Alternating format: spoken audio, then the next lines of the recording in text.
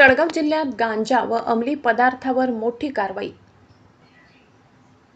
1,86,16,400 किमतीचा अंमली पदार्थ नष्ट।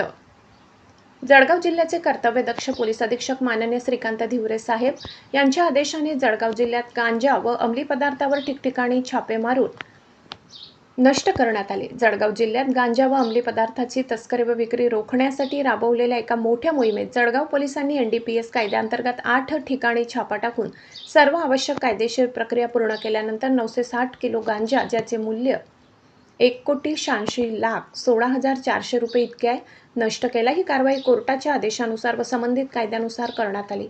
जप्त केलेला गांजा सुरक्षितपणे नष्ट केल्यामुळे जिल्ह्यातील बेकायदेशीर अंमली पदार्थाच्या व्यापाराला मोठा दणका बसला असल्याचे मानले जात आहे। India news pulse Jalgaon.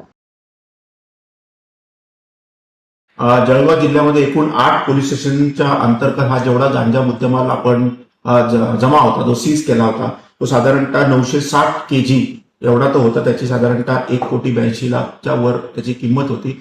तो आज आपण एक कमिटी फॉर्म करून त्याच्यामध्ये एक्साईजचे लोक असतात, तहसीलदारचे लोक असतात आणि पोलीस असतात यांच्या आपण सर्व कमिटीने आपण तो कायदेशीर प्रक्रिया राबवून पोलीस मुख्यालय येथे आपण आज तो नाश केलेला आहे। सर त्याचं वजन किती होतं? आधी सांगितल्याप्रमाणे साधारणतः 960 किलो त्याचं वजन आहे आणि 1,80,00,000 वर त्याचा किंमत आहे साधारण। जिल्ह्यात गांजाच्या कारवाई सुरूच आहेत, काय सांगणार?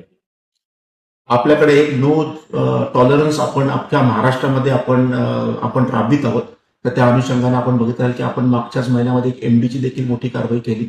आपण गांजा कल्टिव्हेशन कुठे होत आहे का याच्यावर देखील अतिशय आपण वॉचफुल आहोत। आपण आता